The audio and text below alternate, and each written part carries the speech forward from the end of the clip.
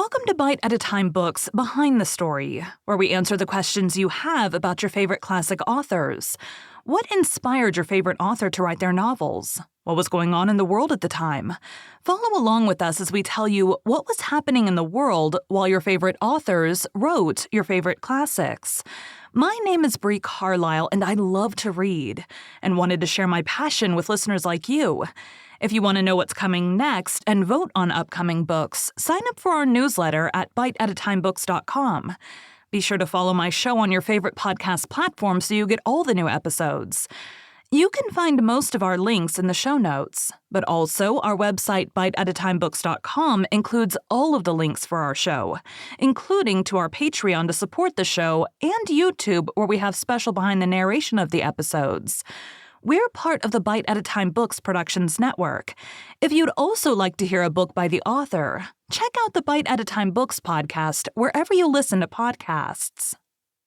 Today we'll be talking about the early writing and travels of Robert Louis Stevenson. Literary and artistic connections. Stevenson was visiting a cousin in England in late 1873. Stevenson was 23 when he met two people who became very important to him: Fanny, Frances Jane Sitwell, and Sidney Colvin. Sitwell was a 34-year-old woman with a son, who was separated from her husband. She attracted the devotion of many who met her, including Colvin, who married her in 1901. Stevenson was also drawn to her, and they kept up a warm correspondence over several years, in which he wavered between the role of a suitor and a son. He addressed her as Madonna. Colvin became Stevenson's literary advisor, and was the first editor of his letters after his death. He placed Stevenson's first paid contribution in the portfolio, an essay titled Roads. Stevenson was soon active in London literary life, becoming acquainted with many of the writers of the time, including Andrew Lang, Edmund Gosse, and Leslie Stephen, the editor of the Cornhill magazine, who took an interest in Stevenson's work. Stephen took Stevenson to visit a patient at the Edinburgh Infirmary named William Ernest Henley, an energetic and talkative poet with a wooden leg. Henley became a close friend and occasional literary collaborator, until a quarrel broke up the friendship in 1888, and he's often considered to be the inspiration for Long John Silver in Treasure Island. Stevenson was sent to Menton on the French Riviera in November 1873 to recuperate after his health failed. He returned in better health in April 1874 and settled down to his studies. But he returned to France several times after that. He made long and frequent trips to the neighborhood of the Forest of Fontainebleau, staying at Barbizon, Grès-sur-Loing, and Nemours, and becoming a member of the artist colonies there. He also traveled to Paris to visit galleries and the theaters. He qualified for the Scottish Bar in July 1875, aged 24, and his father added a brass plate to the Harriet Row House reading R.L. Stevenson Advocate. His law studies did influence his books, but he never practiced law. All his energies were spent in travel and writing. One of his journeys was a canoe voyage in Belgium and France with Sir Walter Simpson, a friend from the Speculative Society, a frequent travel companion, and the author of The Art of Golf, 1887. The trip was the basis of his first travel book, An Inland Voyage, 1878. Stevenson had a long correspondence with fellow Scot J.M. Barrie. He invited Barrie to visit him in Samoa, but the two never met. Marriage. The canoe voyage with Simpson brought Stevenson to Grès-sur-Loing in September 1876, where he met Fanny Vandegrift Osborne, 1840 to 1914, born in Indianapolis. She had married at age 17 and moved to Nevada to rejoin husband Samuel after his participation in the American Civil War. Their children were Isabel, or Belle, Lloyd, and Hervey, who died in 1875. But anger over her husband's infidelities led to a number of separations. In 1875, she had taken her children to France, where she and Isabel studied art. By the time Stevenson met her, Fanny was herself a magazine short story writer of recognized ability. Stevenson returned to Britain shortly after this first meeting, but Fanny apparently remained in his thoughts, and he wrote the essay on falling in love for the Cornhill magazine. They met again in early 1877 and became lovers. Stevenson spent much of the following year with her and her children in France.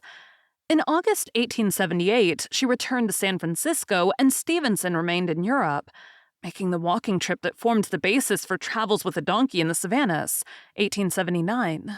But he set off to join her in August 1879, aged 28, against the advice of his friends and without notifying his parents.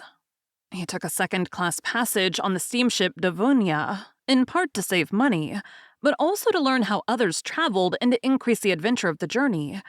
He then traveled overland by train from New York City to California. He later wrote about the experience in The Amateur Immigrant. It was a good experience for his writing, but it broke his health. He was near death when he arrived in Monterey, California, where some local ranchers nursed him back to health. He stayed for a time at the French Hotel located at 530 Houston Street, now a museum dedicated to his memory called the Stevenson House. While there, he often dined on the cuff, as he said, at a nearby restaurant run by the Frenchman Jules Simenon, which stood at what is now Simenon Plaza. Several years later, he sent Simenon an inscribed copy of his novel, Strange Case of Dr. Jekyll and Mr. Hyde, 1886, writing that it would be a stranger case still if Robert Louis Stevenson ever forgot Jules Simenon. While in Monterey, he wrote an evocative article about the old Pacific capital of Monterey.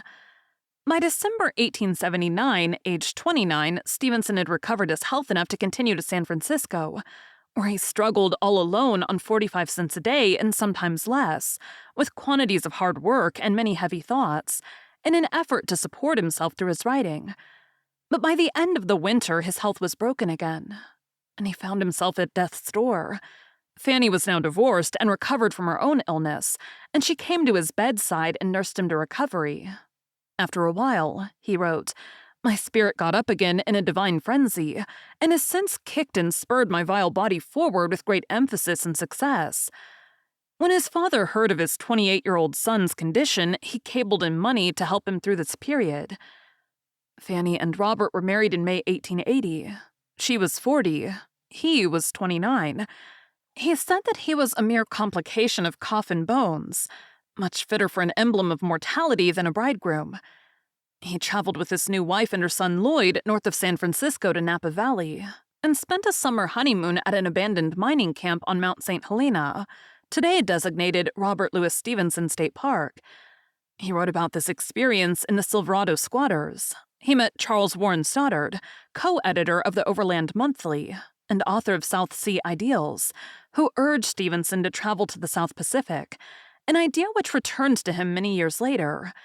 In August 1880, he sailed with Fanny and Lloyd from New York to Britain and found his parents and his friend Sidney Colvin on the wharf at Liverpool. Happy to see him return home. Gradually, his wife was able to patch up differences between father and son and make herself a part of the family through her charm and wit. England and back to the United States. Stevenson shuttled back and forth between Scotland and the continent, finally settling in 1884 in the Westbourne district of the southern English seaside town of Bournemouth in Hampshire. Stevenson had moved there to benefit from its sea air. They lived in a house Stevenson named Skerryvore after a Scottish lighthouse built by his uncle Alan. From April 1885, 34-year-old Stevenson had the company of the novelist Henry James. They had met previously in London and had recently exchanged views and journal articles on the art of fiction, and thereafter in a correspondence in which they expressed their admiration for each other's work. After James had moved to Bournemouth to help support his invalid sister Alice, he took up the invitation to pay daily visits to Skerryvore for conversation at the Stevensons' dinner table. Largely bedridden, Stevenson described himself as living like a weevil in a biscuit. Yet despite ill health, during his 3 years in Westbourne, Stevenson wrote the bulk of his most popular work, Treasure Island, Kidnapped, Strange Case of Dr. Jekyll and Mr. Hyde, which established his wider reputation, A Child's Garden of Verses, and Underwoods. Thomas Stevenson died in 1887, leaving his 36-year-old son feeling free to follow the advice of his physician to try a complete change of climate. Stevenson headed to Colorado with his widowed mother and family. But after landing in New York, they decided to spend the winter in the Adirondacks at a cure cottage now known as Stevenson Cottage at Saranac Lake, New York.